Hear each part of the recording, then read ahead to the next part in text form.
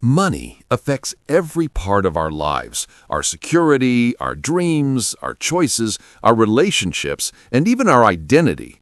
Yet, despite how intelligent, educated, and capable we are, we still make money mistakes that keep us stressed, confused, and stuck. We save too little, spend too much, hesitate when we should act, and rush in when we should slow down. We buy things we don't need, fear risks that would have helped us grow, and cling to ideas about money that hurt us more than they help. And what makes this even more surprising is that these mistakes are not caused by lack of intelligence. In fact, smart people make the biggest money mistakes of all, not because they are careless, but because they are human. This book, Why Smart People Make Big Money Mistakes, written by Gary Belsky and Thomas Gilovich, is a powerful exploration of how psychology secretly controls our financial behavior. The authors reveal something profound. Our money decisions are not logical. They are emotional, instinctive, and deeply influenced by invisible mental biases. Even the most analytical minds fall into the same traps. A doctor, a professor, a business owner, an engineer, people who excel in their fields often struggle financially. Why? Because they rely on knowledge and intelligence in areas where emotions, habits, and unconscious biases actually make the decisions. This book shines a bright light on those hidden forces. It shows us why we value some money more than other money, even when it's identical. Why we fear losing money more than we desire gaining it.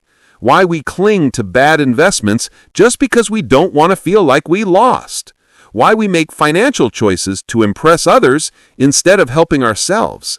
And why we often sabotage our own future without ever realizing it. The beauty of this book is that it does not judge you. It does not tell you that you are irresponsible or bad with money. Rather, it reveals that your behavior is completely normal and completely fixable. Each chapter works like a mirror. It shows you the irrational habits you've been carrying for years, habits shaped by childhood experiences, cultural beliefs, fear, pride, and wishful thinking. Once you see them clearly, you gain the power to change them. You will learn how to stop making emotional investment choices, how to avoid debt traps, how to approach risk intelligently, how to break free from loss aversion thinking, how to make financial decisions with confidence, how to stay calm during market noise, how to build wealth slowly, intelligently, consistently. This book is not about becoming a millionaire overnight. It is about understanding yourself so you stop becoming your own obstacle. Because the truth is this, your financial success has less to do with the money you earn and everything to do with the psychology you use. If you can master your mindset, the money will follow. As you listen to this audiobook-style summary, you will uncover the true reasons behind your financial struggles and finally gain the clarity, awareness, and tools needed to break free from the patterns that have been holding you back. Whether you're an investor, an employee, a business owner, or someone simply trying to get control of your finances, this book will open your eyes and upgrade the way you think forever. Now, let's step into the first chapter and uncover the hidden forces that shape every money decision you make. Chapter 1. Mental Accounting. Why all money is not equal in our minds. Imagine you find a $100 bill on the street. You feel excited, almost lucky.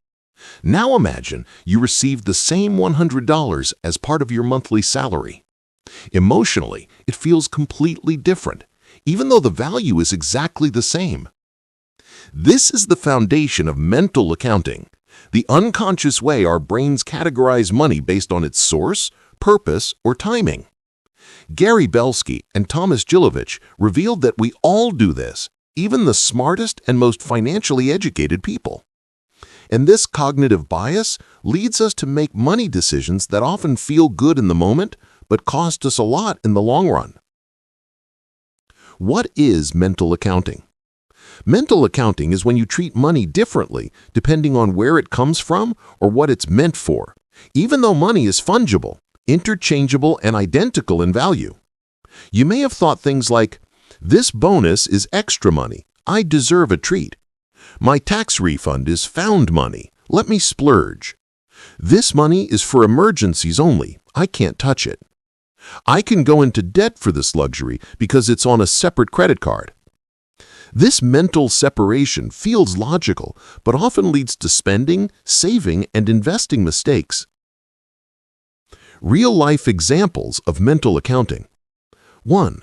The tax refund trap. Most people treat tax refunds as a gift from the government. They spend it on vacations, gadgets, or impulse purchases. But in reality, a tax refund is simply your own money being returned to you. A smart person with financial knowledge may still splurge on unnecessary things because the refund feels like free money. The casino effect. Imagine someone wins $500 at a casino. They often say, "Let's use the casino's money to play more." Even though that $500 could pay a bill, reduce debt, or boost savings, they mentally label it as not real money, making them more likely to lose it. Sinking funds for good and bad. Some mental accounts are helpful, like emergency funds or vacation funds. But problems arise when people overspend in one account while another sits untouched. For example, you have $2,000 in your vacation fund and $300 in your checking account. A repair worth $500 comes up. Logically, you should pull from the vacation fund. Emotionally, people often choose to use credit, keeping the vacation fund safe, but going into debt in the process. Why smart people fall for this? Smart individuals tend to overestimate their rationality, assume their choices are logical, believe they are immune to emotional spending, and create complex mental categories to feel in control. But those categories often cloud judgment and prevent optimal financial decisions. As the authors highlight, intelligence does not protect you from psychological biases. Sometimes it strengthens them. How to fix mental accounting. Practical solutions. 1. Create one central money view. Use a single system, like a budgeting app or spreadsheet, where all money is visible together.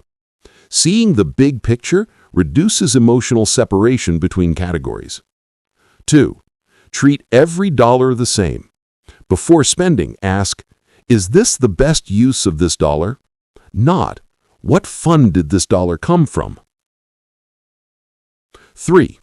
Avoid labeling windfalls as free money. Whether it's a bonus, gift, tax refund, or lottery win, use at least 70% of windfalls for financial goals. Debt repayment, investing, savings. Let the remaining 30% be guilt-free fun money. 4. Merge unnecessary categories. Instead of 12 different saving buckets, compress them into 3 to 4 essential categories. Simpler equals smarter decision-making. 5. Use the future self-test. Before spending windfall money, ask, "How will my future self feel about this decision 1 year from now?" This instantly breaks emotional spending patterns. Daily actions to strengthen healthy money behavior. Daily action 1. Track one spending decision. Identify which mental account influenced your choice. Did you treat some money differently? Daily action 2. Perform a dollar equality reminder. Say to yourself, "All money is the same. Every dollar must serve my highest goals." Daily action 3. Review one financial category. Ask, "Is this category helping me or limiting me?" If limiting, merge or simplify. Daily action 4. Spend intentionally for 24 hours. No impulse purchases, no emotional labels, just conscious decisions. Closing thought of the chapter. Mental accounting is comforting, but it is also costly. Once you learn to see money as neutral, free from labels, you make clearer, wiser, and wealth-building decisions. This chapter reveals the first hidden enemy of financial success, the stories we tell ourselves about money. Change the story, and you change your financial life. Chapter 2: The Sunk Cost Fallacy: Why We Throw Good Money After Bad. Humans hate losing, so much so that we often make decisions not to secure gains, but to avoid feeling the pain of loss. This emotional bias leads to one of the biggest money mistakes smart people make: the sunk cost fallacy, the tendency to continue investing time, money, or effort into something just because you've already invested a lot into it. We cling to failing investments, dead-end projects, and toxic financial decisions because walking away feels like admitting defeat. But in truth, walking away is often the smartest and wealthiest choice. What exactly is the sunk cost fallacy? A sunk cost is any cost that has already been paid and cannot be recovered. The fallacy occurs when you let past losses dictate future decisions. You think, "I've already spent so much money on this, if I stop now, it's a waste.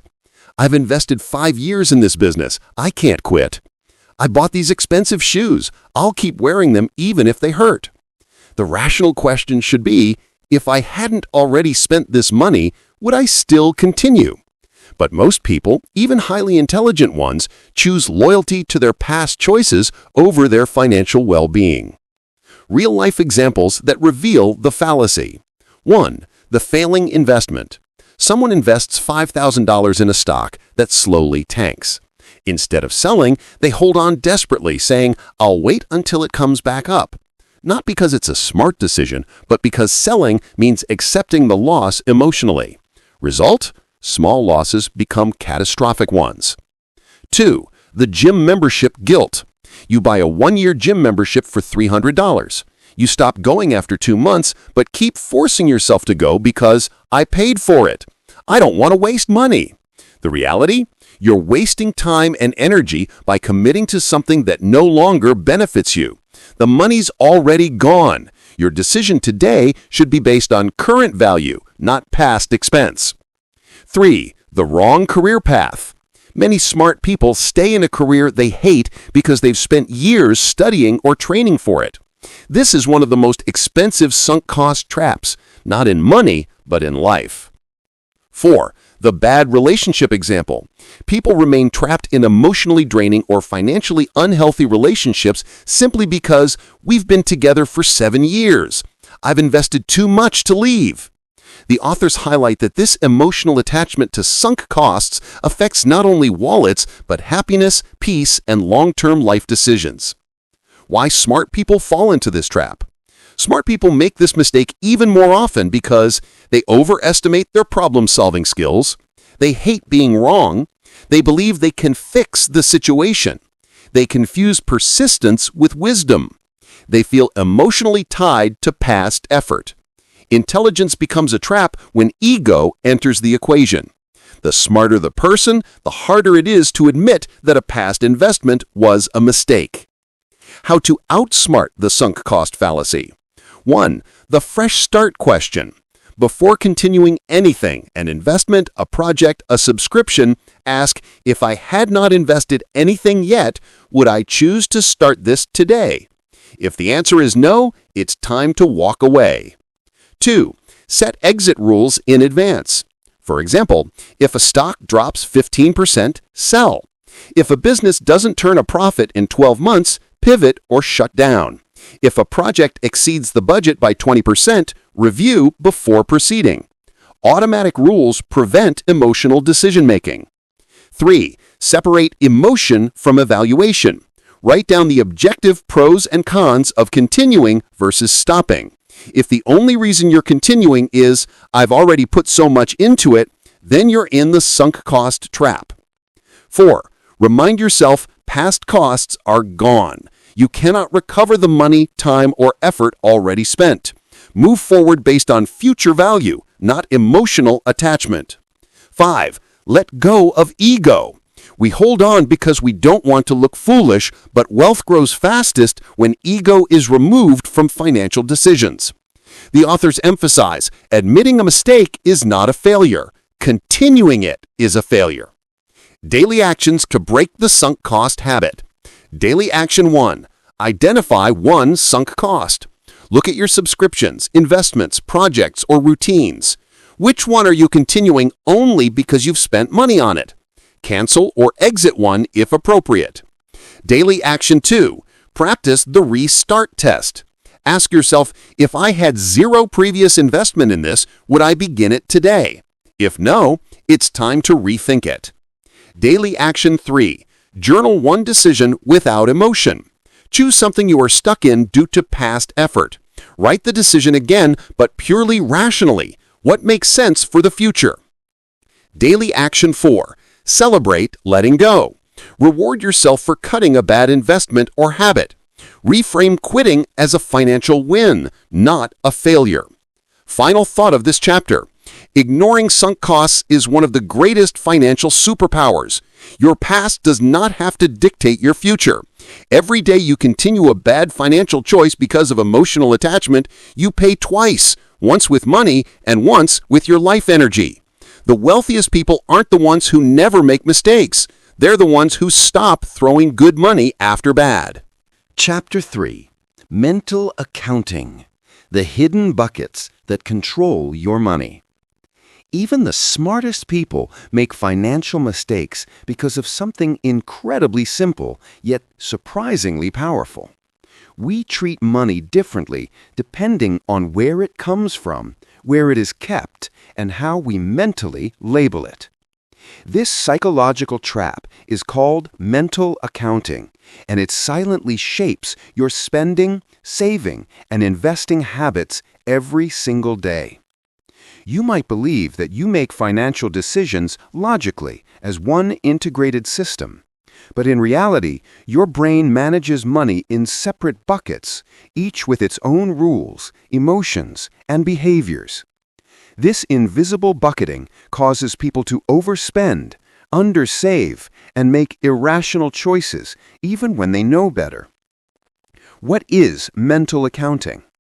Mental accounting is the tendency to divide money into categories such as salary money, bonus money, gift money, investment money, fun money, emergency money. Even though, financially speaking, all money is the same, we don't treat it that way. We relax with some categories, act strict with others, and completely lose logic with certain ones. This results in smart people making dumb decisions because they obey their mental buckets, not rational financial thinking. Real-life examples that expose mental accounting. Number 1. The tax refund illusion. When people receive a tax refund, they treat it like free money. So they go shopping, take vacations, buy gadgets. But if the same amount had come from their salary, they would have saved it. Nothing changed except the label. Number 2. The found money trap. People spend gift money, bonuses, or lottery winnings much more carelessly than earned income. $100 from your paycheck? You hesitate. $100 gifted to you? You spend it instantly. Same amount, completely different behavior. Number 3. The credit card versus cash illusion. Paying with cash hurts because the brain sees it as real money, but paying with a credit card feels painless. Mental accounting causes people to underestimate their spending and accumulate debt. Number 4. Losing money in one bucket, saving in another. Here's a classic example. Someone has a $5,000 high-interest credit card balance, costing them 25% a year. But they keep $10,000 in a savings account, earning 3% for safety. They refuse to use savings to pay off debt because the savings are mentally labeled as untouchable. They lose thousands each year, not because they lack intelligence, but because they obey their mental categories. Number 5. The vacation budget trap. A family overspends on vacation because we saved this money for the trip. They feel obligated to spend the whole bucket, even if they don't need to. The label dictates the behavior. Why smart people struggle with mental accounting. The authors explain that intelligent people often fall deeper into this trap because they like structure. They create rigid categories. They believe their system is more organized. They feel rewarded by following their own rules. They underestimate emotional decision-making. Mental accounting gives a sense of control even when it creates poor outcomes. How to break free from mental accounting. Number 1. Treat all money as equal. If $100 bonus, $100 earned, $100 found, $100 refunded, they are identical. Your behavior toward each should not change. Number 2. Merge your financial buckets. Consolidate. Savings, accounts, goals, streams of income. Make decisions based on total financial health, not emotional categories. Number 3. Ask the key question before spending anything. Would I spend this money if it came from my salary? If the answer is no, don't spend it. Number 4. Avoid emotional labels. Rename your accounts to reflect true financial purpose. Instead of fun money, gift money. Use growth fund, security fund. Labels guide behavior. Number 5. Prioritize high-impact uses of money. Stop treating savings or bonuses as extra. Ask, will this reduce debt? Will this grow my investments? Will this improve my long-term security? Make decisions based on impact, not category. Daily actions to correct mental accounting. Daily action number 1. Review one spending decision. Ask yourself, would I make this purchase with my earned salary? If not, you're falling into mental accounting. Daily action number 2. Rewrite your buckets. List your mental categories. Notice which ones make you irresponsible or emotional. Relabel them with more rational terms. Daily action number 3. Combine small accounts. Close unnecessary savings accounts or credit cards. Streamline your financial life so decisions become more unified. Daily action number 4. Track all money as one system. Use a simple tool or notebook. Write your finances as a single, integrated flow, not separate pools. Final thought of this chapter. Mental accounting feels harmless, but it quietly destroys wealth. When you stop treating money as emotional categories and start treating it as a unified system, your financial decisions automatically become smarter, calmer, and more profitable. Great investors don't sort money by where it came from. They ask only one question. What is the best possible use of this money today? That is how wealth is built. Chapter 4. The Pain of Paying. Why Spending Hurts and How Marketers Exploit It. Money isn't just a financial tool, it's an emotional experience. And one of the strongest emotional forces that guide our financial decisions is something psychologists call the pain of paying. Every time we spend money, a small emotional sting registers in the brain. For some people, it's a sharp jolt. For others, it's dull and barely noticeable. But that pain, how intense it feels, and how much we avoid it, shapes everything. How much we spend, how we use credit cards, how we perceive value, how we make long-term financial commitments, even how we experience pleasure and guilt. In this chapter, the authors reveal how this emotional pain alters behavior and how companies intentionally design systems to numb your pain so you will spend more. The psychology behind the pain of paying. When you spend money that feels real, like cash, your brain reacts immediately. Neuroscience shows that the insula, a region that responds to physical pain, lights up during financial loss. This means your brain treats spending like a form of physical pain. But this pain isn't consistent. It depends on how and when you pay. and that leads to predictable money mistakes. Real-world examples of the pain of paying effect. Number 1, paying with cash versus paying with a card. Spending $100 in cash hurts. Your brain sees the money leave your hand. But spending $100 on a credit card feels different. No immediate loss, no visual separation, no emotional signal. The authors show that people are willing to pay up to twice as much for the same item when using a credit card.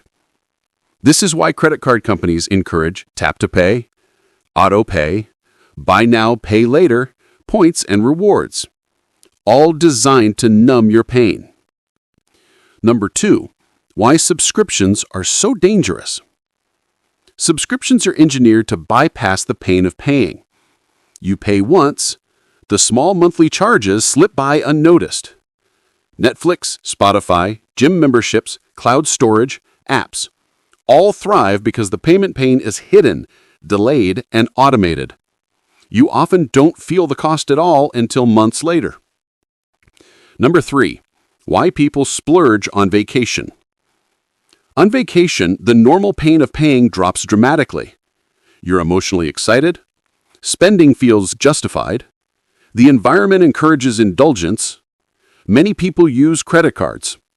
This reduces psychological barriers, causing overspending even by financially responsible people. Number 4, bundling and prepaying tricks. People feel less pain when the payment is separated from the consumption. This is why all-inclusive resorts feel guilt-free, prepaid cards seem painless, gift cards are spent easily, concert tickets bought months in advance feel free on the event night. The cost is forgotten, so consumption feels effortless. Why smart people fall into this trap. Intelligent individuals often fall deeper into the pain of paying trap because they believe they are immune to emotional spending. They rationalize purchases after the fact. They view credit cards as efficient tools. They underestimate how marketers manipulate them. They confuse delayed payment with affordability. In other words, smart people trust their logic, but spending habits are driven by emotion, not logic. How to make the pain of paying work for you. The authors explain that instead of trying to ignore the pain, you should use it strategically. Number 1, use cash for non-essential purchases. If you use physical money for eating out, entertainment, shopping, coffee, impulse buys, you'll spend significantly less without any effort. Cash increases awareness and restores the emotional break. Number 2, unbundle your payments. Instead of committing to auto renewals and subscriptions, pay month to month. Review the subscription before renewal. Ask yourself, do I still value this? The small discomfort helps you avoid waste. Number 3, delay purchases by 24 hours. Introduce small friction. Put items in a cart. Wait 24 hours. If you still want it, buy it. This reduces emotional spending by 30 to 60%. Number 4, track your expenses manually. Apps are convenient, but hide the pain. Writing expenses down creates accountability, mindfulness, conscious awareness. Number 5, connect money spent with goals lost. When you spend $50 on something unnecessary, ask, what long-term goal did this money steal from? Linking spending to opportunity costs reinforces smart decisions. Daily actions to control the pain of paying. Daily action number 1, use the cash envelope trick. Allocate weekly cash for dining out, entertainment, or treats. Stop spending when the envelope is empty. Number 2, audit your subscriptions. Once a month, review what is automatically charging you, what no longer provides value, cancel one unnecessary subscription.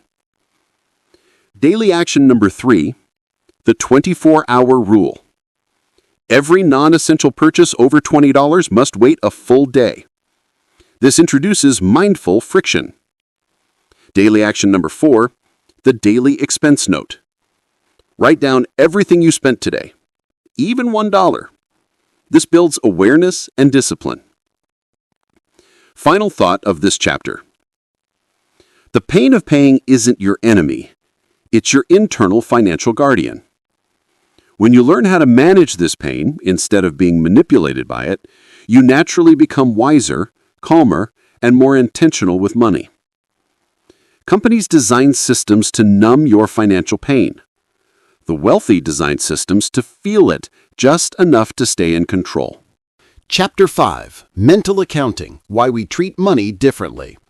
Welcome to Chapter 5, a deep dive into one of the most fascinating concepts in behavioral finance, mental accounting. If earlier chapters explained why our instincts and cognitive biases often mislead us, this chapter reveals how our mind organizes money into categories that don't actually exist, and how these invisible categories shape our decisions, often to our financial disadvantage. What is mental accounting? Mental accounting is the habit of dividing money into mental buckets. Instead of treating all our money as part of one financial pool, we create labels: salary money, gift money, bonus money, vacation money, investment money, emergency money. The problem is, money is fungible, meaning every dollar is worth exactly the same, but we don't behave as if it's the same. Our emotional associations with different categories lead us to spend and save irrationally. Major lessons and stories. 1. The story of the lost ticket versus lost cash. The authors reference a famous study. Scenario A. You buy a $20 ticket for a show. When you arrive, you've lost the ticket. Do you buy another one? Scenario B. You go to buy a $20 ticket but lose a $20 bill on the way. Do you still buy the ticket? Logically, both situations represent the same $20 loss, but people respond differently. Many refuse to buy a new ticket in Scenario A because mentally they had already spent money on entertainment, and losing the ticket feels like wasting that budget. In Scenario B, they're more willing to buy the ticket because the lost cash doesn't come from the same mental category. Lesson: we make decisions based on emotional labels, not real financial logic. 2. Found money is spent more carelessly. People treat tax returns, lottery winnings, office bonuses, gifts, unexpected refunds as fun money. But if they receive the same amount through their salary, they'd treat it more responsibly. The authors explain, money has no memory. Only people do. And those memories can mislead us. 3. How mental accounting hurts investors. Belsky and Gilovich revealed that many investors separate their investments into safe money, risk money, long-term money, and play money. This separation often leads to taking unnecessary risks with one part of the portfolio, usually the fun or play account, even if their overall financial goals would be better served by a balanced strategy. They argue that your money doesn't know what bucket it's in, so your investment decisions shouldn't be fragmented either. 4. The credit card versus cash trap. Mental accounting explains why people spend more with credit cards than with cash. Digital payments feel lighter. Cash feels like real money leaving your hands. This chapter emphasizes that the payment method influences emotional pain and therefore spending behavior. The authors suggest use this pain to your advantage, not your disadvantage. Practical applications and daily actions. 1. Treat all money as one pool. Financially successful people do one thing well. They treat all money equally. Daily action. Anytime you receive money, salary, refund, gift, bonus, transfer it into one main account before making decisions. Do not spend it directly from the source. 2. Break the found money habit. If you receive unexpected money, a bonus, a prize, a tax refund, extra earnings, allocate it just like your normal income. 50% long-term savings, 30% essential needs, and 20% discretionary spending. Your future self will thank you. 3. Avoid special occasion spending. Just because you're on vacation, or it's your birthday, or it's the weekend, doesn't mean financial discipline should disappear. Daily action. Ask yourself, would I make this purchase if it were a normal day? If the answer is no, skip it. 4. Consolidate your financial buckets. Limit yourself to one savings account, one discretionary account, one investment portfolio, and one emergency fund. Too many mental compartments create confusion and unnecessary risk. Daily action: close or merge unused accounts. 5. Create a real budget, not a mental one. Your real budget should reflect your real goals, not your emotions. Daily action: track every rupee you earn, every rupee you spend, where the money is flowing, why you are spending it. Awareness destroys mental accounting errors. 6. Use cash for discretionary spending. Today's digital payments and credit cards make overspending incredibly easy. Daily action: withdraw your weekly fun money in cash. When it's gone, it's gone. You will naturally spend less. Final message of the chapter: mental accounting is a silent enemy. It tricks smart people into overspending, misallocating resources, investing emotionally, making impulse purchases, and sabotaging long-term success. But once you recognize the trap, you gain clarity and control over your finances. Money doesn't come with labels. We attach the labels. And when we detach them, we make smarter decisions. Chapter 6. The Pain of Paying. Why Spending Hurts and Sometimes Doesn't. Welcome to Chapter 6, a chapter that uncovers a psychological force that silently controls your spending decisions: the pain of paying. This chapter explains why some kinds of spending feel painful while others feel smooth and effortless, and how companies exploit this. More importantly, it teaches you how to use this knowledge to reshape your financial habits so you can save more, spend consciously, and make wiser decisions. The core idea: payment has emotional weight. Belsky and Gilovich reveal a profound truth. Every transaction has an emotional cost, but the method and timing of payment determine how much it hurts. Certain payments create immediate psychological pain. Paying cash, paying a large bill all at once, seeing money leave your hand. Other payments feel painless or disconnected. Credit cards, automatic deductions, subscriptions, buy now, pay later, paying in advance for future consumption. This difference in emotional weight shapes how much and how unconsciously we spend. Stories and real-world examples. 1. The casino effect. Casinos are masters of reducing the pain of paying. No clocks, no visible prices, bright lights, digital chips instead of cash. People gamble more when they don't feel like they're losing real money. The chips create a psychological buffer. The lesson? The less a payment feels like spending, the more likely you are to overspend. 2. Why credit cards are dangerous. The authors highlight research that shows people spend 12 to 18% more using credit cards. They're also more likely to buy luxury items impulsively. Why?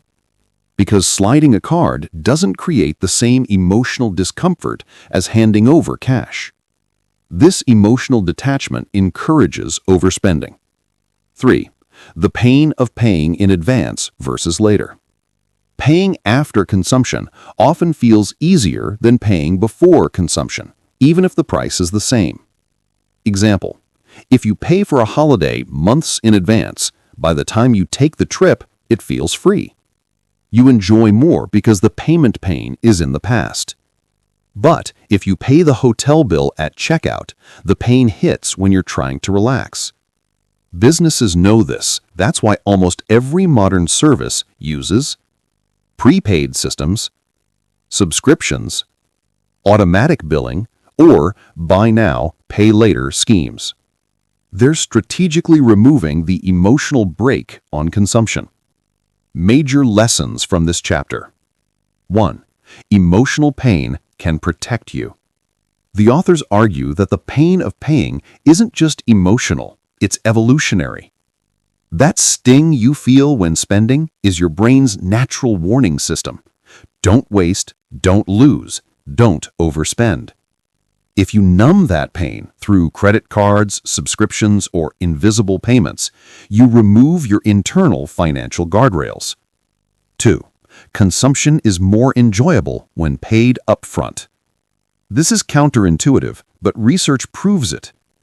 Vacations, courses, concerts, subscriptions, experiences are enjoyed more when paid in advance, because the mind can fully enjoy the experience without thinking about the cost in the moment. Businesses know this to increase sales, but you can use this to increase joy while staying financially smart. How to use these insights to build wealth. Practical applications and daily actions. 1. Use pain to control spending. Instead of avoiding the emotional pain of paying, leverage it. Daily actions. Switch discretionary purchases to cash only. Withdraw a set weekly spending budget in cash. Freeze your credit card for 3 months, literally or figuratively. Delete digital wallets or turn off one-click pay. If spending hurts, you'll spend less. 2. Pay in advance for things you truly value. You can reduce financial stress and increase enjoyment by prepaying for meaningful experiences. Examples: pay for your vacation months earlier. Prepay for a course or workshop instead of using installments. Pay yearly instead of monthly for tools you genuinely need. Your brain will enjoy the experience more. 3. Remove autopay for non-essentials. Subscriptions are built around painless spending. Daily action. Turn off automatic billing for all services except utilities, insurance, internet, and one essential streaming platform, maximum. Make every other subscription require a manual transaction. If paying hurts, you'll cancel the ones you don't need. 4. Use digital wallets strategically. Digital payments are convenient, but dangerous. Daily action. Remove your debit or credit card from online stores, food delivery apps, ride-hailing apps, e-commerce sites. If typing your card number manually takes 20 seconds, you'll naturally stop impulse buying. 5. Review your monthly invisible expenses. Invisible expenses are payments that happen without you noticing. Automatic renewals, background subscriptions, in-app purchases, random monthly fees. Daily action. Spend 10 minutes every Sunday reviewing what was deducted, what you actually used, what needs to be canceled. Awareness reduces waste. Final message of this chapter. The authors conclude this chapter with a transformational insight. We think we spend with logic, but we actually spend with emotion. The method of payment shapes how much we spend, how much we enjoy spending, and how easily we drift into financial trouble. The key to financial mastery is not just managing money, but managing the emotions tied to money.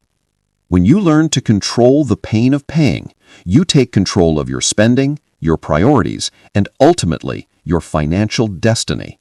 Chapter 7. Mental Accounting. The Hidden Logic Behind Illogical Money Decisions.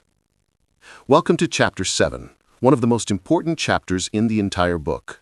This chapter introduces a concept that silently controls the financial choices of nearly every person on Earth. Mental accounting, the unconscious system your brain uses to categorize money, even when those categories make no logical sense. This chapter will show you why you treat money differently depending on where it came from, why you sometimes make irrational financial choices, and how to use mental accounting strategically to save more, spend smarter, and build long-term wealth. The core idea: all money is the same, but we don't treat it that way. Economists say money is fungible. Every dollar has the same value. But psychologically, we behave as though salary money is different from bonus money, gift money, savings money, fun money, credit money, found money, investment money. This irrational separation is what psychologists call mental accounting, and it leads to big money mistakes. Stories and real-life examples. 1. The tax refund trap.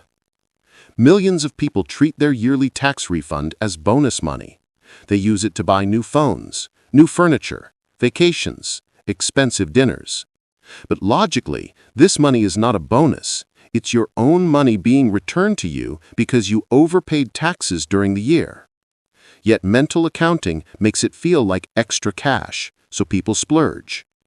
The authors emphasize, if you treat unexpected money differently than earned money, you will always lose financially. 2. The night out example. If someone spends $100 on a fancy dinner, he might feel guilty. But if he wins $100 earlier that day from lottery tickets, he feels completely justified spending it on the same dinner. The dinner costs the same. His financial position is the same. But mentally, the source of money altered his behavior. This is mental accounting at work. 3. Credit cards versus salary money. People create invisible accounts in their mind. Salary money equals be careful. Credit card money equals free, later, painless. Investment gains equals treat like profit. So they use credit cards freely, but hesitate to spend cash from their paycheck, even though credit cards are far worse for their financial future. 4. The vacation budget illusion. Many people set a vacation budget and then overspend anyway because this money is for vacation, so it's okay to use it.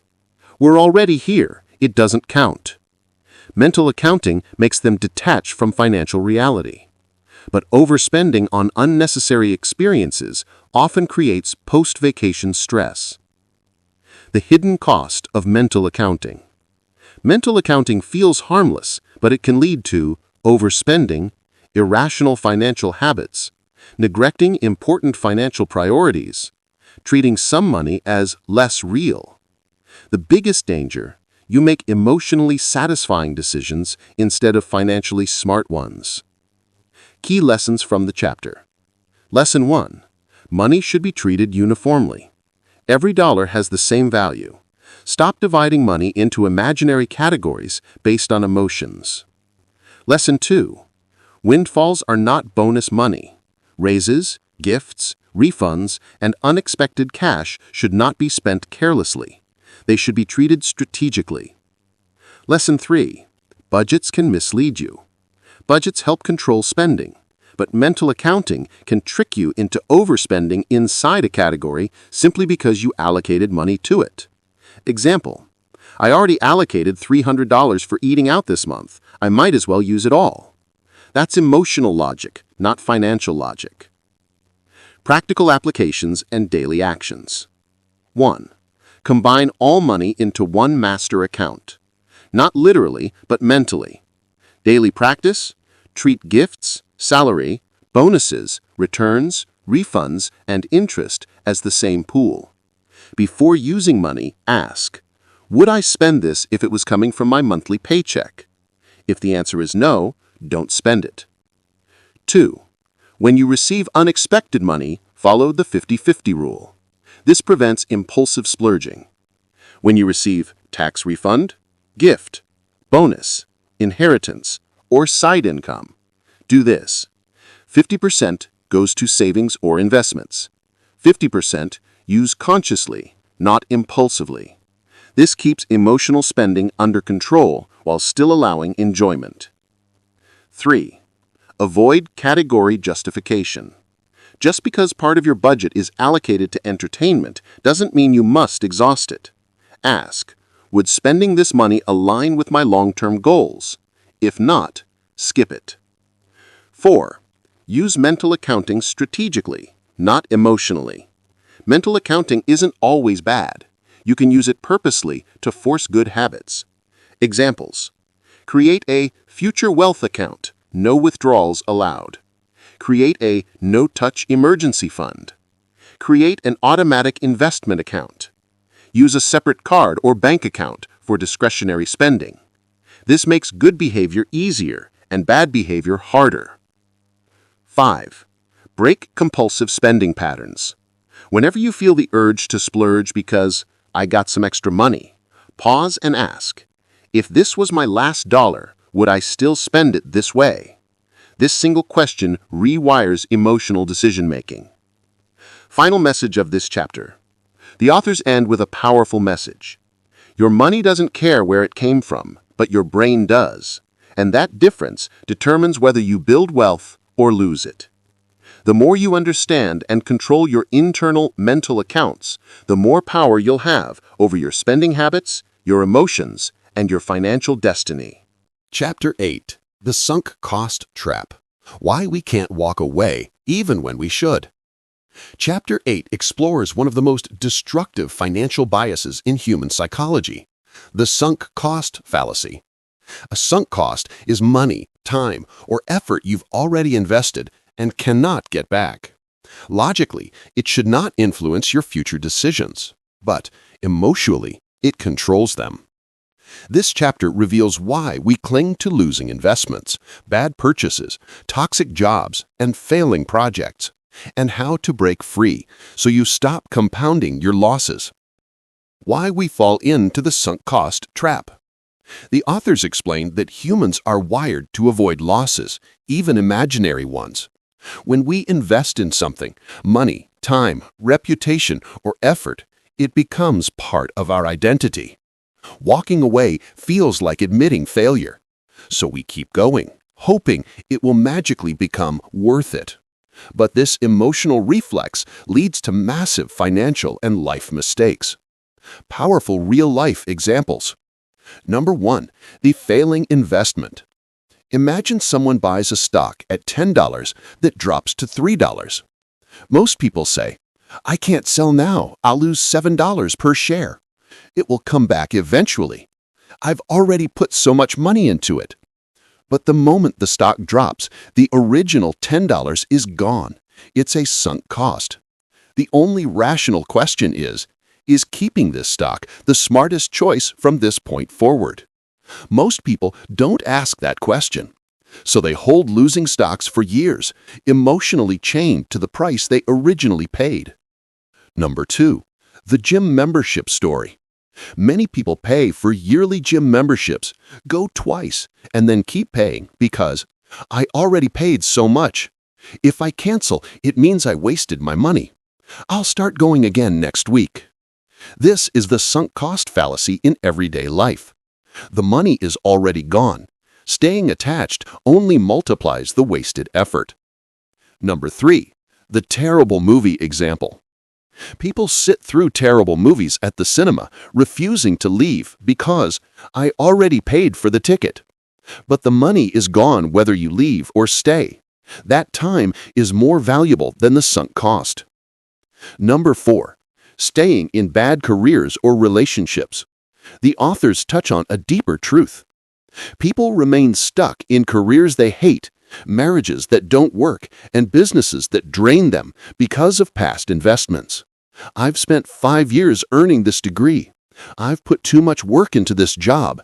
I've been with this person for 7 years. Leaving would waste all that time." But staying only wastes more. Key lessons from the chapter. Lesson 1. Past costs should not control future decisions. Only future costs and future benefits matter. The past is no longer negotiable.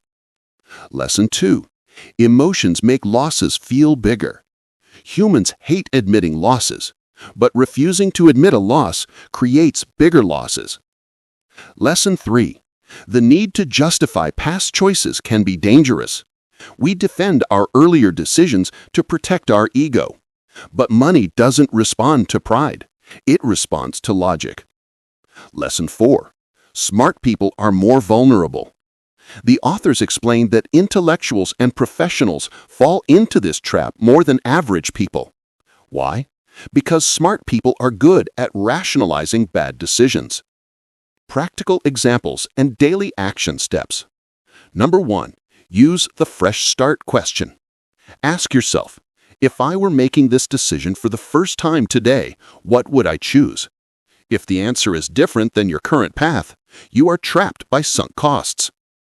Number 2. Create a hard stop rule for investments. For any investment, stock, crypto, business, or property, set a maximum loss limit. a time limit for results, and a reevaluation date. If those limits are reached, exit without emotional debates. Number 3. Treat past money as gone. This mental trick helps break emotional attachment. Tell yourself, that money is gone. My job now is to make the best choice moving forward. This rewires your decision-making. Number 4. Avoid saying, I have come too far to quit. Replace it with, will continuing benefit me? What is the future return? What is the smartest decision now? This shifts your mindset from emotional attachment to rational analysis. Number 5. Recognize when you're chasing losses. The chapter warns that many people double down on bad decisions, adding more money to a bad investment, staying longer in a failing project, spending more to fix a wrong purchase. Instead, stop trying to rescue the past. Make choices that improve your future. Final message of this chapter. The authors end the chapter with the simple truth. Admitting a loss is not failure. Continuing a losing strategy is. When you free yourself from sunk costs, you unlock the ability to make clear, confident, intelligent financial decisions. Decisions driven by the future you want, not the mistakes of your past. Chapter 9. The Problem with Predictions. Why we believe we can see the future when we can't.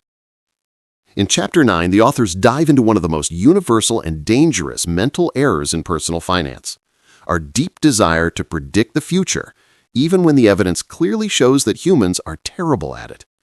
This chapter explains why smart people put too much faith in forecasts, experts, news headlines, charts, economic predictions, market timing strategies, and even their own gut feelings. It reveals the psychological traps that make us overconfident, misled, and financially vulnerable. The truth is simple. Humans desperately want certainty, but the world of money is uncertain. And instead of embracing uncertainty, we cling to predictions that comfort us emotionally but mislead us financially. Why we believe predictions, even bad ones. The authors explain that humans have a built-in bias towards seeing patterns even when patterns don't exist. This mental shortcut evolved for survival, but it hurts us in financial decision-making. People believe predictions because they want control. Uncertainty feels threatening. A confident prediction creates emotional comfort. News and experts make bold forecasts that sound convincing. We remember when predictions are right, but forget the thousands of times they were wrong. In reality, economic and market predictions are so unreliable that they're almost random, but our brains cling to them anyway. Stories and real-world examples. 1. The expert fallacy. Research shows that financial experts, economists, hedge fund managers, strategists are often no better than chance at predicting market movements. Yet people follow them because confidence sounds like competence. Their explanations feel sophisticated. We assume expert is the same as accurate. But historically, even the most respected experts have failed to consistently predict recessions, interest rate movements, stock market crashes, booms and busts, inflation versus deflation. The authors argue the confidence of an expert is not a sign of accuracy. It's part of the illusion. 2. The dot-com bubble. In the late 1990s, almost every prediction said tech stocks will rise forever. The economy has reached a new era. These businesses can't fail. People poured billions into companies that never made profits. When the bubble burst, millions of investors were devastated. Why? Because they trusted predictions instead of fundamentals. 3. The housing market crash in 2008. Before 2008, the universal prediction was, housing prices never fall. Real estate is the safest investment. Mortgages are low risk. Everyone believed it, banks, investors, families, experts. But the predictions were wrong, and the consequences were historic. Key lessons from this chapter. Lesson 1. People overestimate their predictive abilities. We remember our rare correct guesses, but forget the dozens of incorrect ones. This builds a false sense of confidence. Lesson 2. Experts are often wrong, but sound convincing. Experts use big words, historical charts, and confident certainty to sound accurate. But in reality, predictions are unreliable. Lesson 3. The future is inherently unpredictable. Unexpected events, wars, pandemics, political changes, tech shifts, constantly reshape the economy. Predictions fail because life doesn't follow a script. Lesson 4. Pattern seeking makes us vulnerable. Our brain wants patterns, so we invent them. This leads to overtrading, market timing, emotional investments, trusting confident voices instead of real data. Practical applications and daily actions. 1. Stop trying to time the market. Avoid strategies like buy before the crash, sell before the correction, jump in at the perfect moment. Average investors lose more money trying to predict market timing than by simply investing consistently. 2. Focus on what you can control. Instead of predictions, focus on saving rate, asset allocation, long-term consistency, emergency funds, diversification, and avoiding emotional decisions.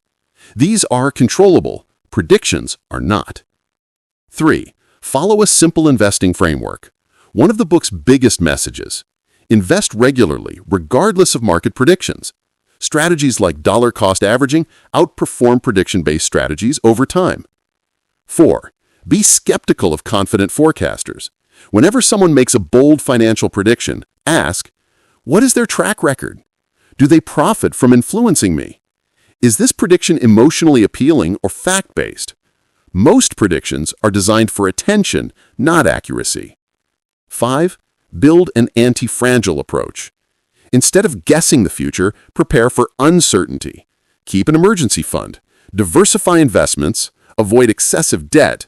Don't chase hype, and prioritize long-term growth over short-term predictions. You don't need predictions when your plan is solid. Final message of this chapter. The authors end with a powerful reminder. The only predictable thing about the future is its unpredictability. When you stop seeking certainty in predictions and instead anchor your financial life to long-term principles, you begin making truly intelligent money decisions. No emotions, no guesses, no illusions. Just clarity, discipline, and long-term wisdom. Chapter 11. Loss Aversion. Why Losing Hurts More Than Winning Feels Good. In this chapter, Gary Belsky explores one of the most powerful forces in behavioral economics, loss aversion, the tendency for people to fear losses far more than they value gains. This emotional imbalance explains why smart people behave irrationally with money, avoid risks that could benefit them, and cling to decisions that protect their pride rather than grow their wealth. Loss aversion doesn't just influence money, it shapes careers, relationships, habits, and life choices. But when it comes to finances, the cost is enormous. The pain of losing versus the pleasure of winning. According to research, losing $100 feels about twice as painful as the joy of winning $100 feels rewarding. This emotional asymmetry leads to distorted decision-making, such as avoiding profitable investments because they seem risky, selling winners too early to lock in gains, holding losers far too long to avoid admitting defeat, making choices based on fear instead of opportunity. Loss aversion is deeply rooted in human psychology. For our ancestors, losses were often life-threatening: food, safety, territory. Today, however, the same instinct sabotages wealth building. How loss aversion manifests in daily money decisions. 1. Holding losing investments. A classic mistake, refusing to sell because you don't want to take a loss. But the loss already exists. Keeping the investment often magnifies it. 2. Selling winning investments too fast. People often sell investments that are doing well because they fear the gains might disappear. This prevents compounding growth, one of the biggest wealth-building forces. 3. Choosing certain small gains over larger probable gains. Given the choice between A, a guaranteed $50, and B, a 50% chance to win $120, most people take the sure $50, even though statistically the second option has higher value. Fear, not logic, drives the decision. 4. Avoiding financial opportunities. Loss aversion causes people to ignore starting a business, investing in stocks, switching jobs, negotiating salaries, trying new financial strategies, all because they fear losing more than they value the potential gain. The famous prospect theory. Psychologist Daniel Kahneman discovered that people evaluate outcomes not by final results, but by reference points.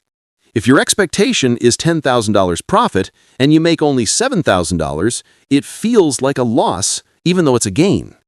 The danger? Loss aversion turns neutral or positive outcomes into emotional loss experiences. This skews judgment and triggers defensive thinking. The framing effect. How a decision is worded drastically changes behavior. For example, you have a 90% chance of surviving this surgery. Sounds acceptable. You have a 10% chance of dying. Sounds terrifying. Same data, different frame, different emotional response. Financial institutions often exploit this tendency by framing information to spark fear or security. Loss aversion in real life, a behavioral trap story. Belsky shares examples of people who refuse to sell a losing investment because selling makes the loss real. They convince themselves, it'll bounce back. I've held this long, I might as well wait.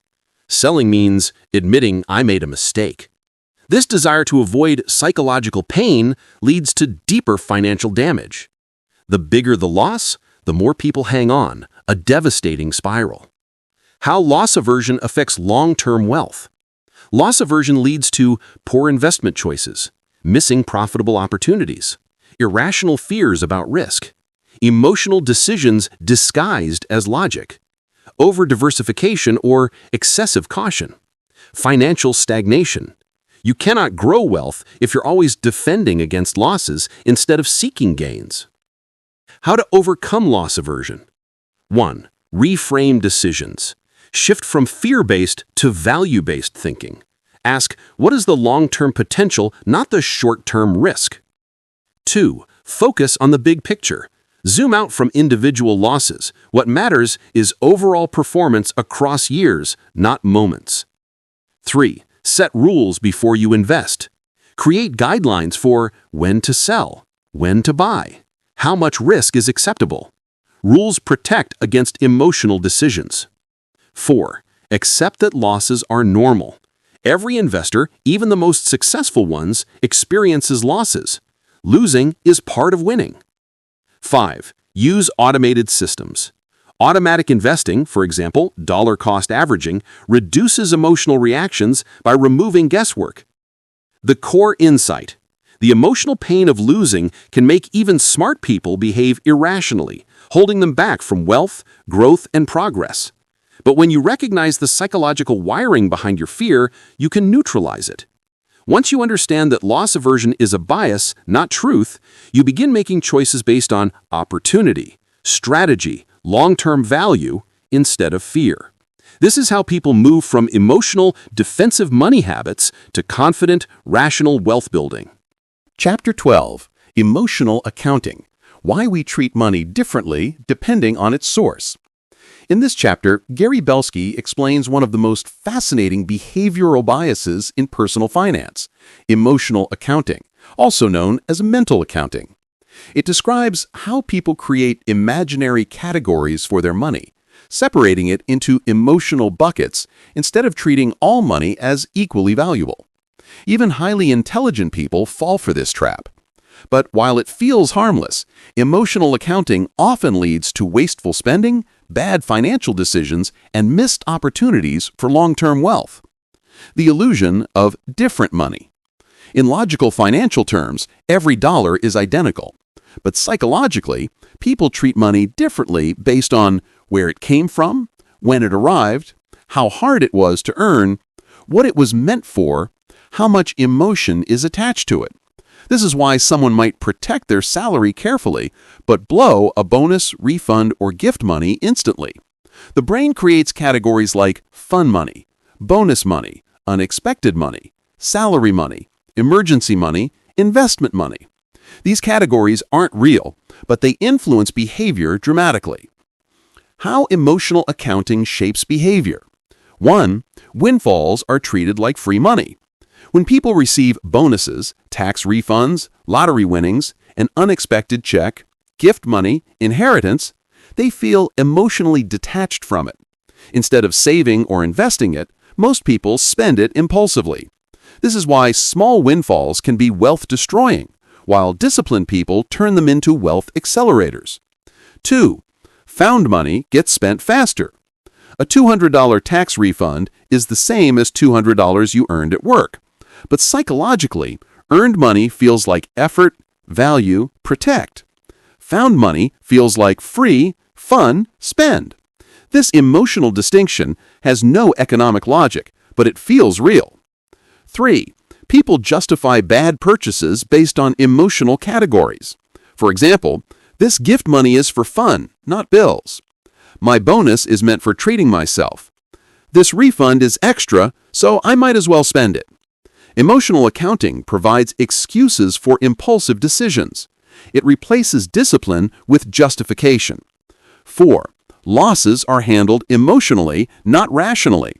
If someone loses money from gambling, risky crypto, bad stock picks, they often feel pressured to win it back from the same category.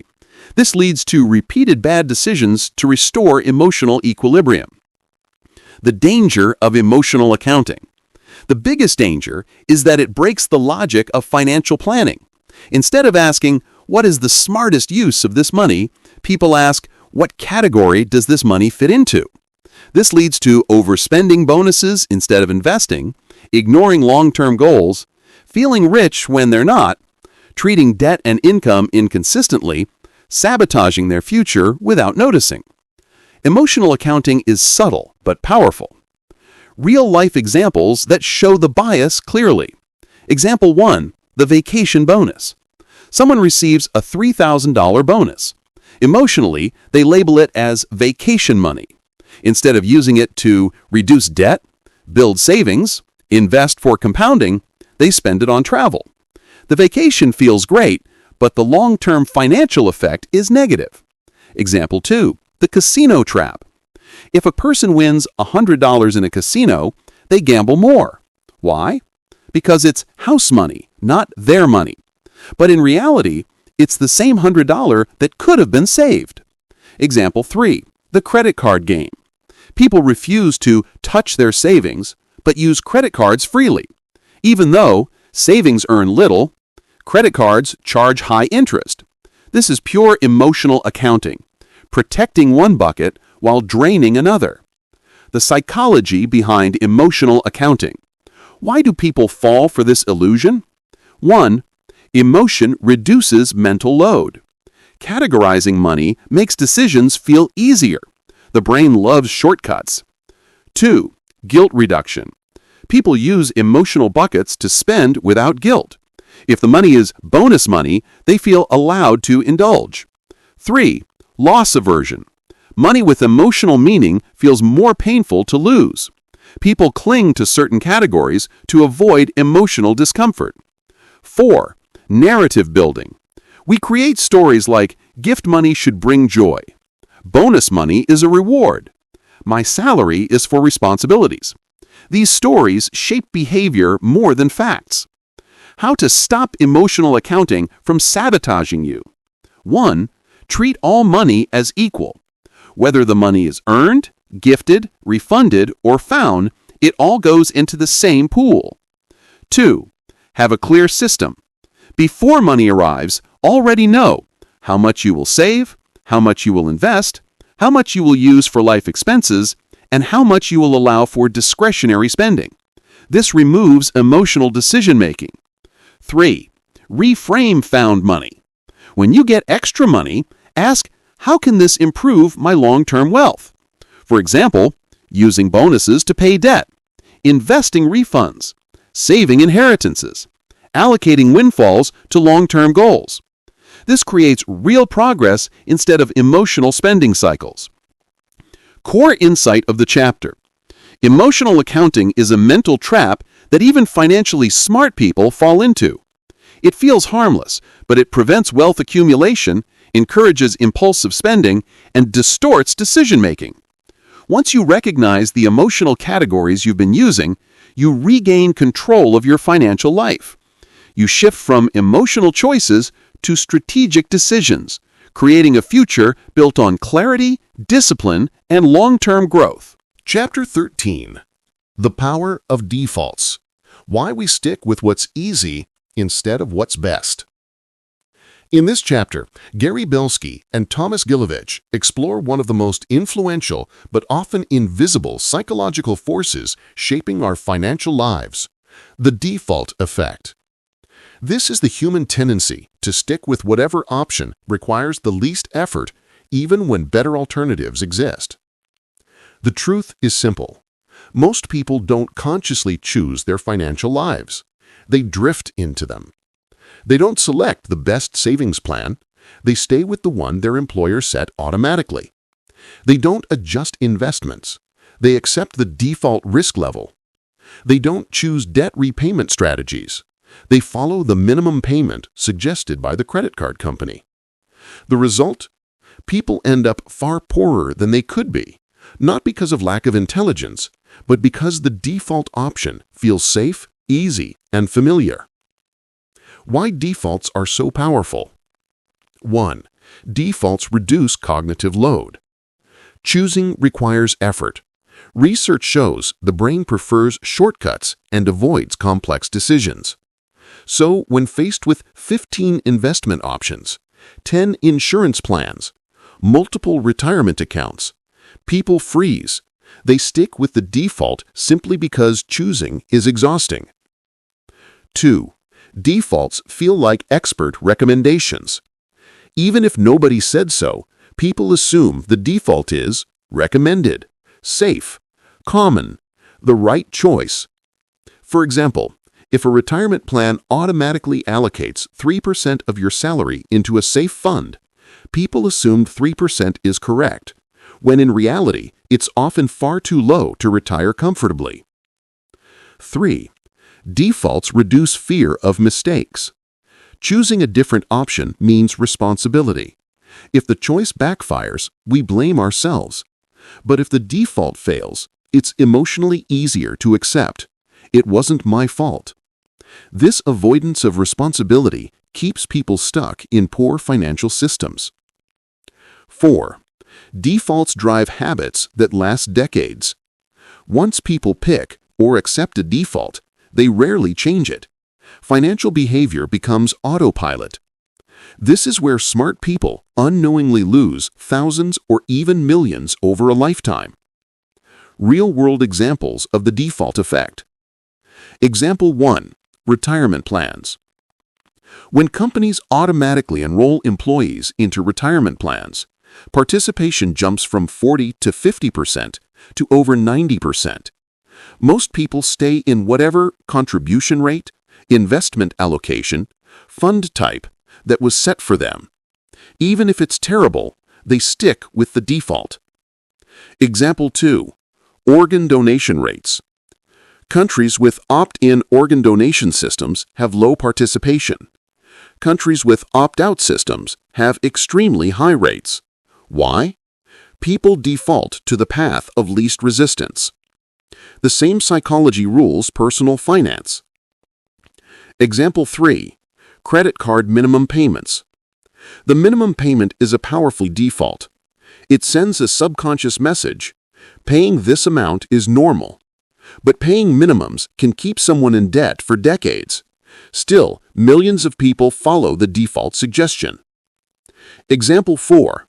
Bank accounts and fees.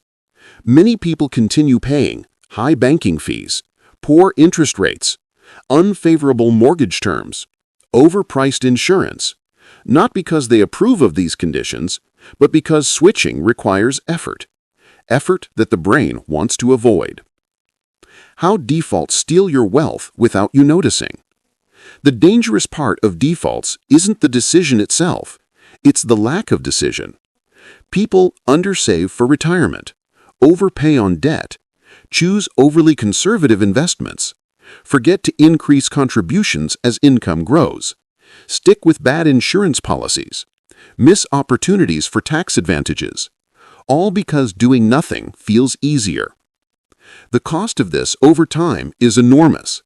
A few wrong defaults can erase years of potential wealth. How to break free from default thinking. 1. Make conscious decisions about every financial system.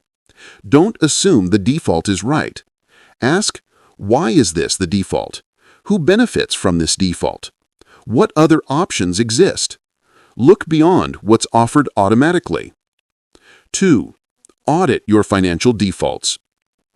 Write down every area where you've accepted a default, including investments, insurance, savings, credit card repayment pattern, investment allocations.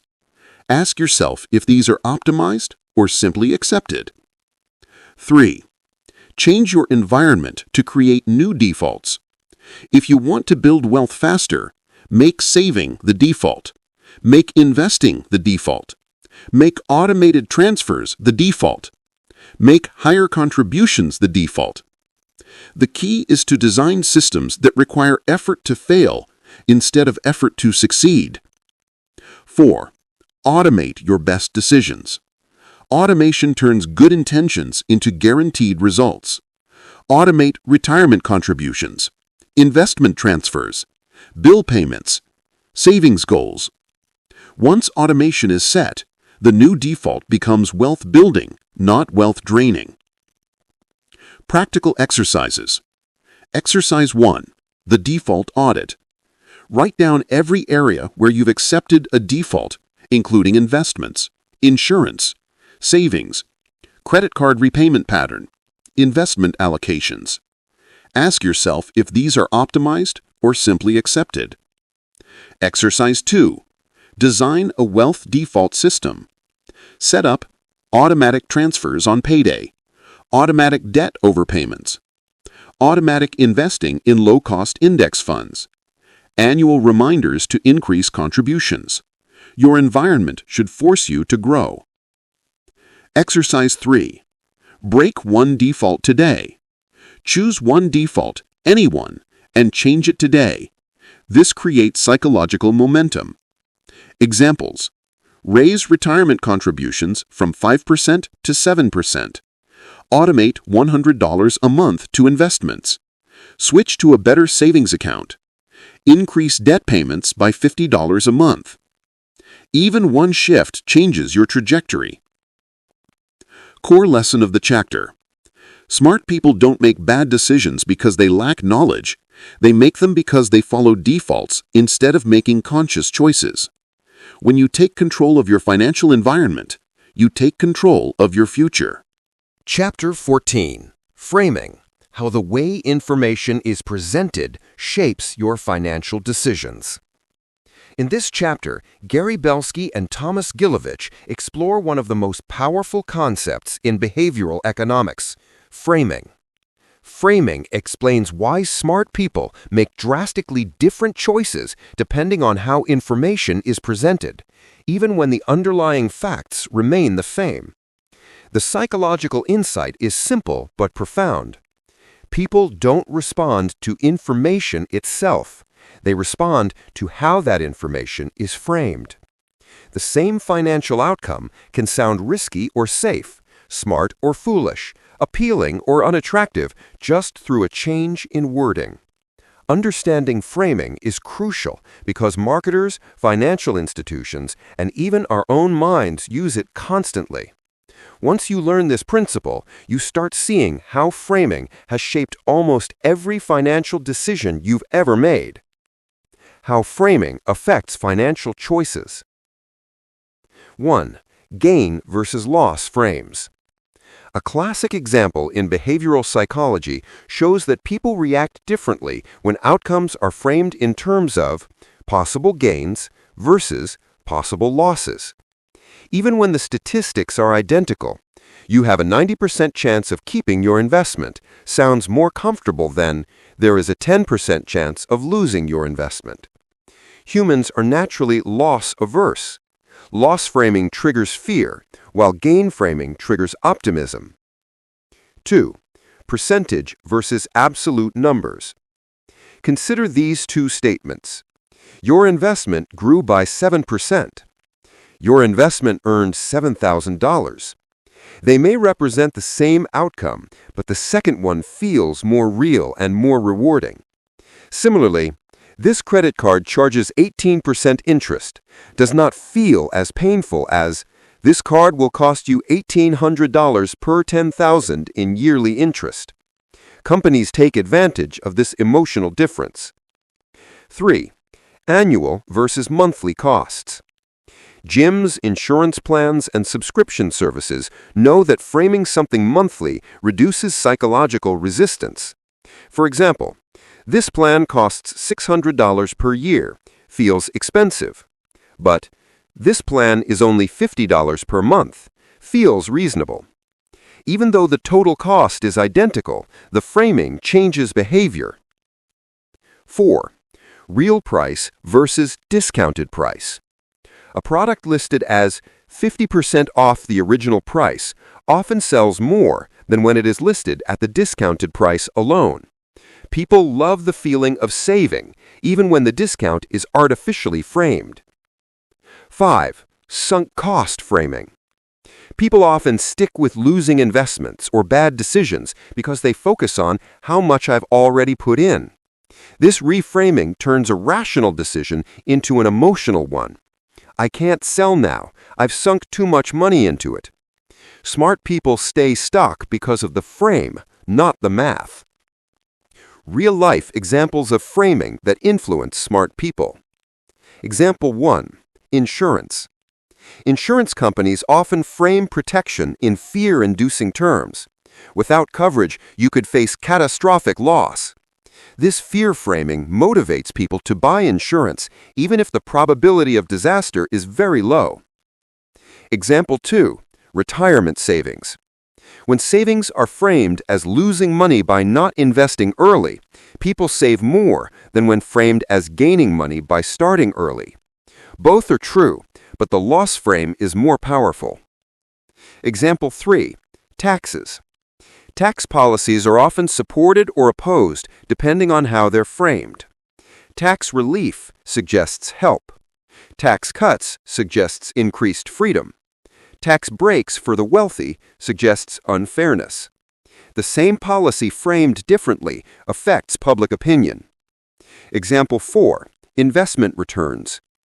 Mutual funds often highlight average annual returns instead of worst 3-year stretch. This optimistic framing motivates sales, even when risk remains. How framing bias hurts financial decision-making. Framing can cause people to choose inferior investment options, spend more than they planned, avoid beneficial risks, trust misleading statistics, fall for marketing tricks, misunderstand true financial costs, base decisions on emotion, not facts. The worst part? Most people are unaware it's happening. How to use framing to make better financial choices. 1. Reframe every financial decision in neutral terms. Instead of accepting the frame you are given, rephrase the information yourself. Examples. Convert monthly costs to yearly costs. Convert percentages to actual dollar amounts. Convert savings to real cash flow impact. This immediately reveals the truth behind the frame. 2. Flip gain frames into loss frames, and vice versa. To check your bias, if something is framed positively, imagine the negative equivalent. If it's framed negatively, imagine the positive equivalent. This balances your emotional response. 3.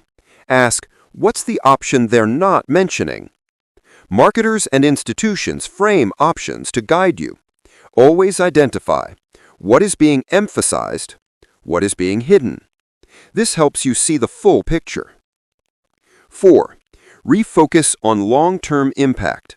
Framing often manipulates short-term emotion. Shift your focus. How does this decision affect me 5, 10, 20 years from now? What is the real cost of this choice over time? This removes emotional framing and reintroduces logic. Practical exercises. Exercise 1. Reframe 3 financial decisions. Take a bill, a subscription, a savings plan. Recalculate monthly, to yearly, percentages to dollar values, average returns to worst-case scenarios. Notice how your feelings change. Exercise 2. The discount trap. The next time you see a sale, ask, would I buy this if it weren't discounted? Is the discount framing manipulating me? What is the actual value to me? This disrupts emotional spending. Exercise 3. Investment reframing. Take one of your investments and reframe it. What is the 30-year projection? What is the worst 5-year period in its history? What is the expected range of returns? This reduces emotional framing and increases rational clarity. Core lesson of the chapter. Framing is powerful because it shapes your financial reality without changing the underlying facts. Smart people make poor money decisions simply because information was presented emotionally, not logically. When you learn to see through the frame, you break free from manipulation, marketing influence, and emotional decision-making. You begin making choices based on truth, not on how the truth is packaged. Chapter 15. Herd Behavior. Why Smart People Follow the Crowd and Lose. One of the most dangerous forces in finance, and one of the hardest to resist, is not a math error or an obscure market indicator. It's social. It's the magnetic pull of other people's choices. In this chapter, Belsky and Gilovich expose herd behavior, our instinct to mimic the masses, assume crowds know something we don't, and let social proof drown out our independent judgment. Herding is deceptively simple. When lots of people act a certain way, we take that as evidence. It feels safe, normal, and even rational to follow. But history is crowded with examples showing that crowds can be spectacularly wrong, turning ordinary markets into bubbles and solid plans into catastrophic group mistakes. Why herding happens? Several psychological mechanisms make herding almost automatic. Social proof. If many people do it, it must be right. Fear of missing out, FOMO. The pain of being left behind feels worse than the risk of a poor choice. Reputational safety. Following the crowd protects us from social criticism. If everyone loses, no one can single you out. Availability bias. Media highlights the crowd's wins, not the quiet, long-term successes of disciplined investors. Simplification. Copying reduces complexity, no deep analysis required. Even highly educated, analytic people surrender to these pressures, often because the emotional cost of standing alone feels too high. Real-world stories of herd damage. 1. The dot-com mania. In the late 1990s, investors poured money into anything with .com. The crowd convinced itself the old rules no longer applied. When reality returned, the bubble popped, and many smart people with impressive credentials suffered huge losses. Housing bubble, 2006 to 2008.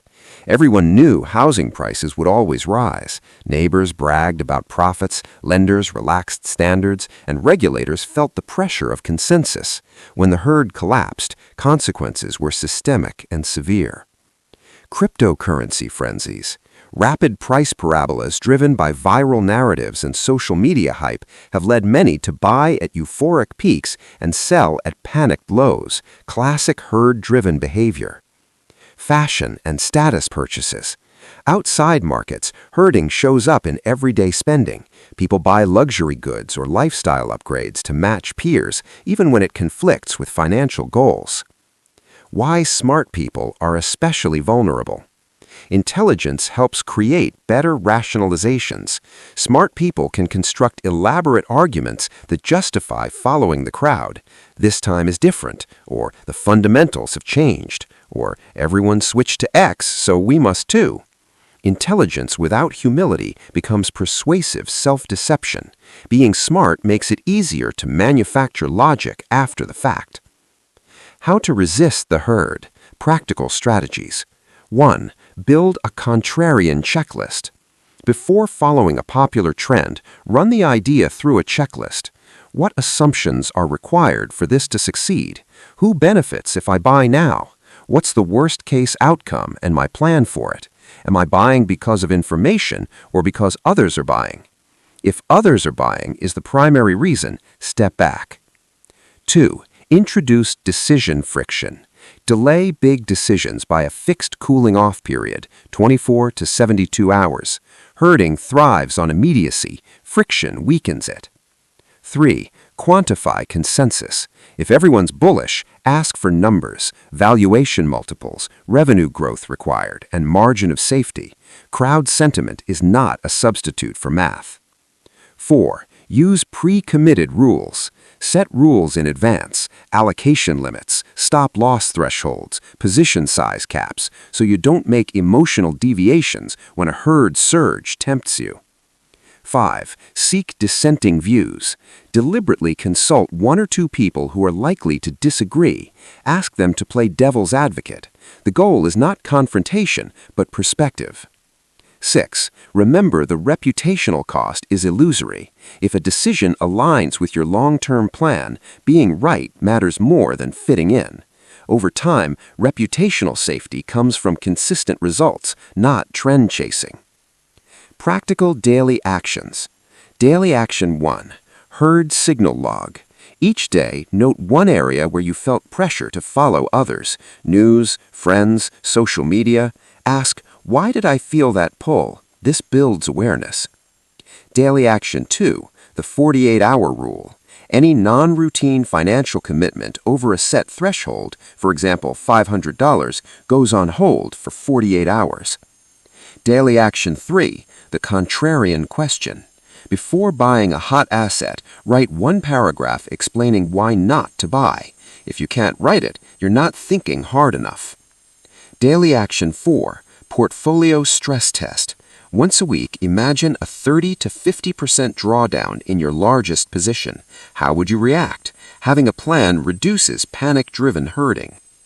Daily action 5. Accountability partner. Tell one trusted person your reasoning before acting. Externalizing the decision often reveals herd-driven rationales. Closing thought. Herd behavior is seductive because it feels safe, but safety that comes from majority action is an illusion. True financial safety comes from clear rules, independent thinking, and humility. Smart people often follow the crowd not because they lack intellect, but because they want the emotional comfort of consensus.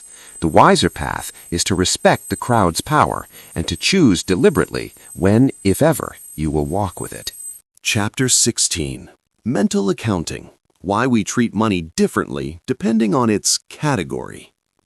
In this chapter, Gary Belsky and Thomas Gilovich expose one of the most common yet hidden financial mistakes even the smartest people make: mental accounting. Mental accounting is the unconscious habit of separating money into different buckets based on where it came from, what we plan to do with it, how we emotionally feel about it. Instead of seeing money as neutral, we assign labels that change how we use it. This creates irrational spending, bad investment decisions, and inconsistent financial behavior. It feels logical, but it leads to lost wealth, unnecessary risk, and short-term thinking. What is mental accounting? At its core, mental accounting is treating money differently depending on its source or intended purpose, even though it's all the same money. For example, you might spend bonus money more freely than salary money. You might treat savings as sacred, but quickly spend money in your checking account. You might gamble $100 you won, but would never gamble $100 you earned.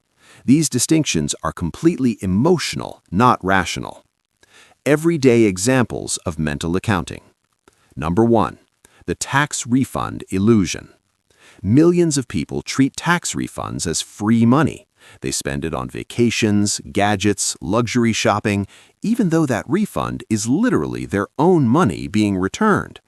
A rational financial approach would treat it like part of your annual income, but mental accounting creates the illusion of extra wealth. Number 2. Found money versus hard-earned money. People spend gift money, lottery winnings, or bonuses far more easily than paycheck income. Why? Because there is no emotional pain in losing unexpected money. It feels like a reward. It doesn't feel like real money. Thus, people make decisions they'd never make with their primary income. Number 3, separate budgets for different categories. People create rigid categories like rent, groceries, entertainment, savings, emergencies. While budgeting is good, people often become irrationally strict. They refuse to use emergency money during an actual emergency. They overspend entertainment money because that category still has room. They keep credit card balances while large savings sit untouched. Mental accounting clouds judgment. Number 4, spending more when paying with plastic. A famous study shows that people spend significantly more money when using credit cards. Why? Because the pain of paying is psychologically disconnected. The money feels like it's coming from a different mental account, future money, not present money. Number 5, the sunk cost fallacy. People continue to invest time and money in something just because they already spent on it. Old cars, bad businesses, unused gym memberships, failing investments. Because the money feels like it's tied to a specific bucket. I already put money into this, so I can't leave now. This is mental accounting at its most damaging. Why mental accounting is dangerous. Mental accounting leads to overspending in certain categories, ignoring long-term financial priorities, taking inconsistent risks, wasting bonus money instead of investing, staying stuck in bad decisions, and emotional rather than analytical choices. It disrupts your ability to see your finances holistically. The truth is, money is money. Every dollar has equal value, but we rarely treat it that way. Mental accounting in investing. Mental accounting often leads investors to separate safe money from risky money unnecessarily, avoid touching certain savings even when it's logical, take reckless risks with play money, keep money in low-yield accounts because they feel comfortable, allocate money based on emotion, not strategy. It also leads to portfolio imbalance, overweighting certain asset types just because of emotional labeling. A powerful story, the bonus trap. The authors share a story of a man who receives a yearly bonus. Instead of investing it, he uses it to upgrade gadgets, take weekend trips, and buy new clothes. He tells himself, "This is bonus money, it's meant for fun." Over 10 years, he spent nearly $70,000 in bonuses, money that, if invested, could have grown to $140,000 or more. Mental accounting made him financially blind. How to break free from mental accounting. 1. View all money as equal. When making a decision, ask, would I do the same thing if this money came from my salary? Would I invest this if it weren't a bonus or gift? This rebalances your emotional response. Number 2. Consolidate financial accounts where possible. Too many separate accounts encourage separate mental separation. Simplify your financial landscape. Combine savings funds, streamline investments, reduce unnecessary financial buckets.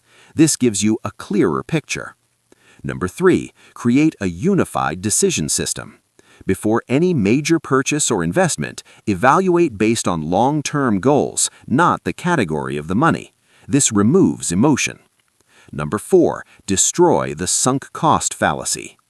Ask, if I hadn't already invested in this, would I invest now? If the answer is no, walk away. This single shift can save thousands. Number 5. Automate savings and investing. Automation bypasses the mental mind entirely. It removes mental accounting from the equation. Practical exercises. Exercise 1. The bonus test. Think about your next bonus, tax refund, or gift money. Plan how you'd spend it if it was salary, then compare it with your emotional plan. Your instincts will shock you. Exercise 2. Reevaluate your financial buckets. List all the categories where you keep money: checking, savings, emergency fund, investment accounts, cash envelopes, digital wallets. Ask, is this separation hurting me or helping me? Are there emotional reasons behind this structure? Simplify where possible. Exercise 3. Review a recent impulsive purchase. Ask, would I have spent that money if it came from a different source? Was I treating the money as less valuable? Identify the mental accounting bias. The core lesson of the chapter. Mental accounting feels practical and intuitive, but it blinds us to the true value of money. It creates emotional spending, inconsistent choices, and financial inefficiency. By learning to view money holistically, with equal value regardless of source, you gain clarity, discipline, and financial power. This is how smart people avoid the traps their emotions create. This is how long-term wealth is built.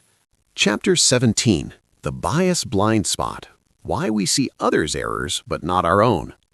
In this final chapter, Gary Belsky and Thomas Gilovich uncover one of the most stubborn psychological barriers to better money decisions, the bias blind spot. This bias refers to our natural tendency to recognize errors in other people's thinking far more easily than we recognize those same errors in ourselves. It's the mental equivalent of having a spot on your glasses. You can see everyone else's smudges, but yours remain invisible.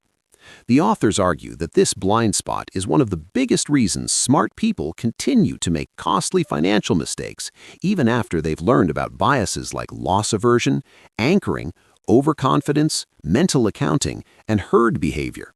Simply understanding these concepts intellectually isn't enough because the human mind is wired to protect its self-image, and admitting personal bias feels like admitting personal weakness. Why we see bias in others but not in ourselves.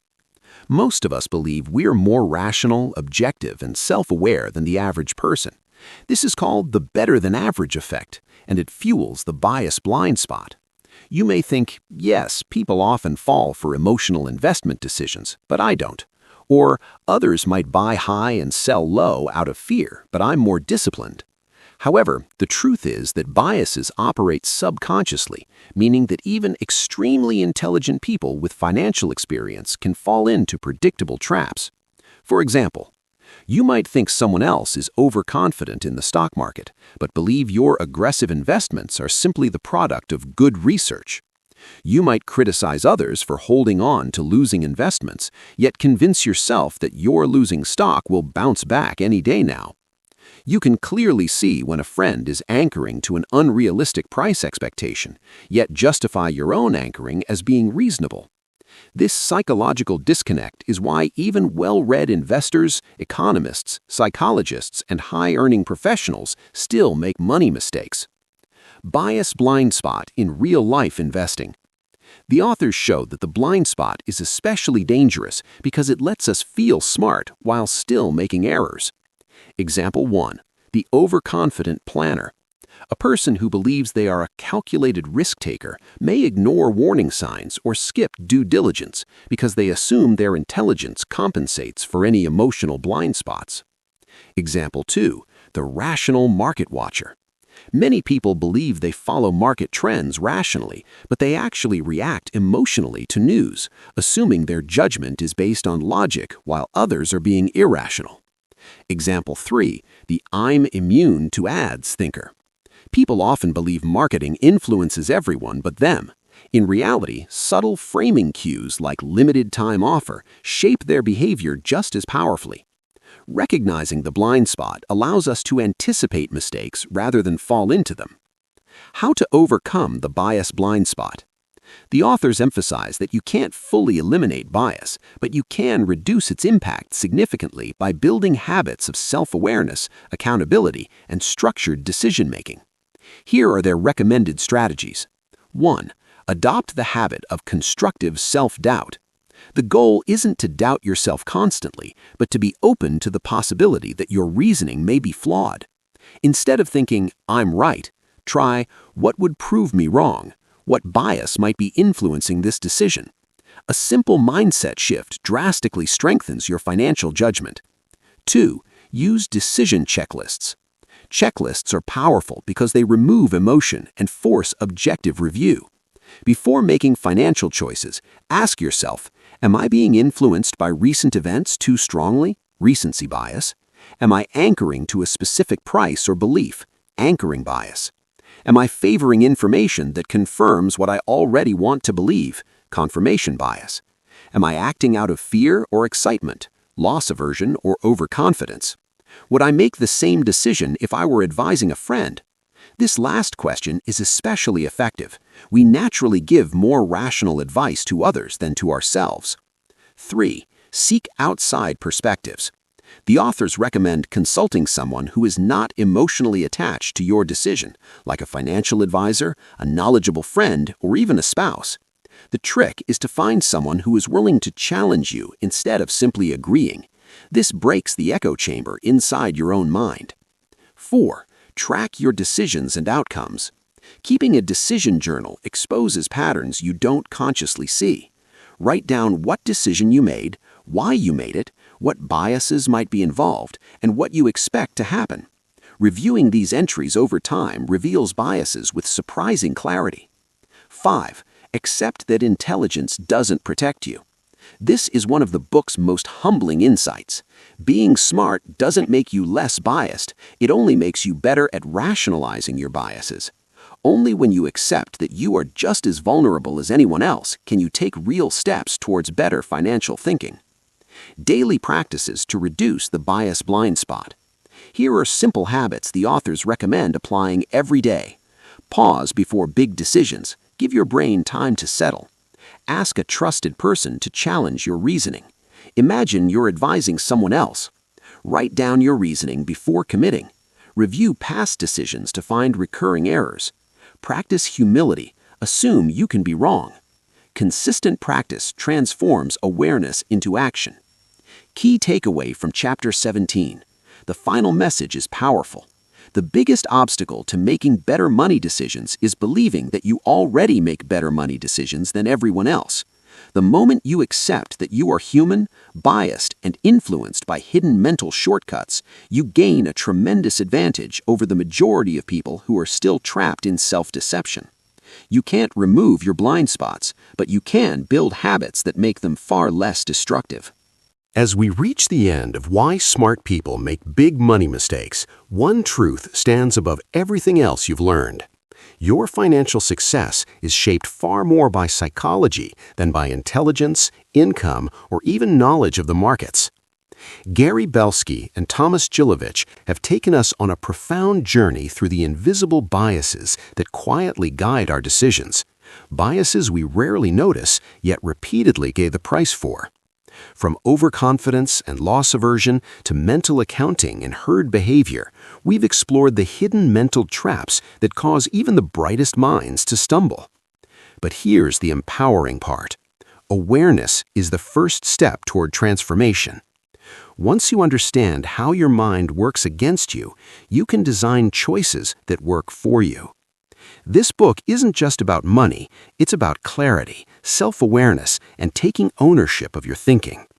It invites you to admit that being smart is not a shield against mistakes. Instead, true wisdom comes from humility and the willingness to question your own certainty. If you take only one lesson from this journey, let it be this. You don't need to be perfect to succeed financially. You just need systems that protect you from your own blind spots. And now, armed with this knowledge, you can begin building those systems. Pause before making big decisions. Challenge your assumptions. Get second opinions. Keep track of your choices. Treat your future self like someone worth protecting. When practiced consistently, these small habits lead to massive long-term gains, financially and mentally. As you step away from this audiobook, remember, money mistakes are common. Biases are universal, but progress belongs to those who learn, reflect, and adapt. You now possess the tools to see the invisible, anticipate danger before it appears, and make decisions rooted in clarity rather than emotion. This is where financial growth truly begins. Thank you for joining this deep journey into the psychology of money. Your next smart decision starts right now.